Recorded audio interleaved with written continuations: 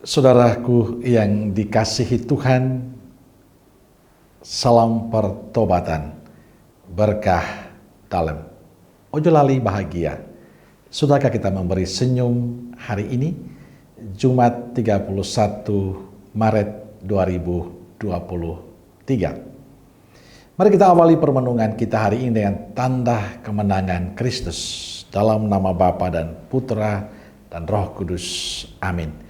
Permenungan kita diambil dari Injil Yohanes bab 10 ayat 31 sampai 42. Sekali lagi, orang-orang Yahudi mengambil batu untuk melempari Yesus.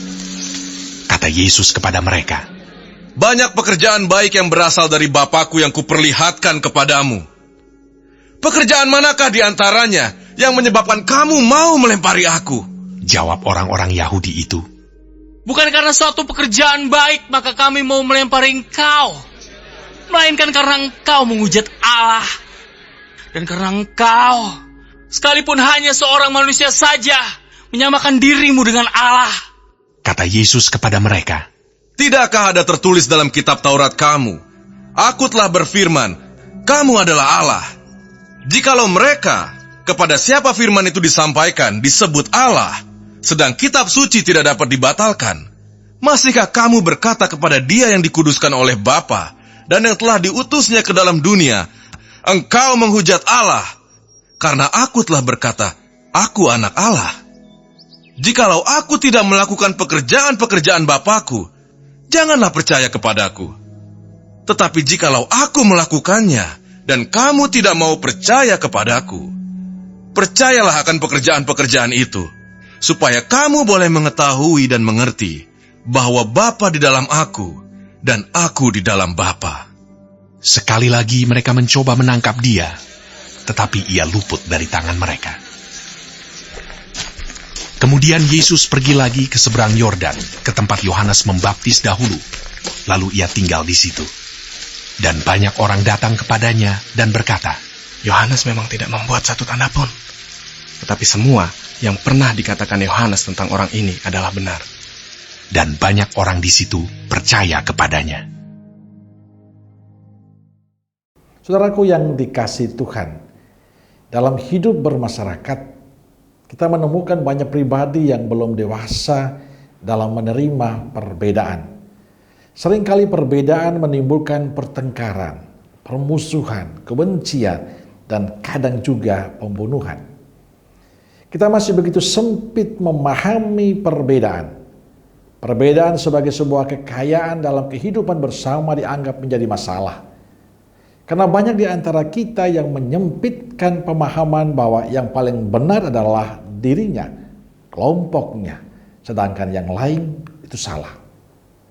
Bacaan Injil hari ini membicarakan soal perbedaan itu. Orang-orang Yahudi belum bisa menerima perbedaan. Mereka berpegang teguh pada ajaran mereka. Di luar itu dianggap salah. Sehingga kehadiran Yesus dianggap sebagai musuh bagi mereka. Mereka mau melemparkan Yesus dengan batu. Mereka tidak peduli apapun yang sudah dilakukan Yesus pada banyak orang. Misalnya yang sakit disembuhkan, yang buta bisa melihat, yang lumpuh bisa berjalan, yang mati dihidupkan. Tapi karena fanatisme mereka, maka tertutup mata hati mereka akan semua kebaikan yang dibuat Yesus. Saudaraku yang dikasihi Tuhan, kisah ini adalah kisah kita. Sering kita juga demikian, kadang kita merasa diri paling baik, paling benar, paling suci. Kita memiliki pikiran sendiri, sehingga apapun yang dari luar diri kita dianggap salah. Yang benar cuma kita.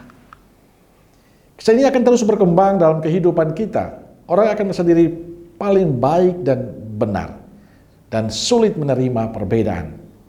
Injil hari ini memberikan pencerahan pada kita akan satu hal, yakni sikap rendah hati. Sikap di mana kita mau menerima dan menghargai perbedaan. Sikap di mana kita mau terbuka akan perbedaan itu. Sikap rendah hati memang sulit diwujudkan karena kita memiliki ego yang tinggi. Kita gengsi mengakui kehebatan orang lain. Tapi hari ini Tuhan mengajak kita dan mengetuk hati kita. untuk tetap menjadi pribadi yang rendah hati dan bijaksana dalam kehidupan bersama dengan yang lain. Perbedaan selalu ada, dan itu butuh sikap rendah hati untuk menerima perbedaan itu dan mulai belajar dari perbedaan itu menuju sebuah sukacita bersama. Dalam perbedaan, kalau orang menghargai satu sama lain, orang menghormati satu sama lain, semuanya akan pasti indah.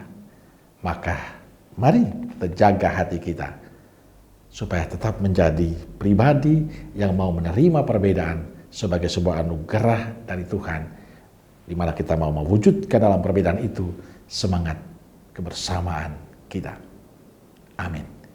Semoga Allah yang Maha Kasih memberkati saudaraku sekalian, Bapa, Putra, dan Roh Kudus. Amin. Keluarga Kudus Nazaret, doakanlah kami. Amin. Berkah dalam.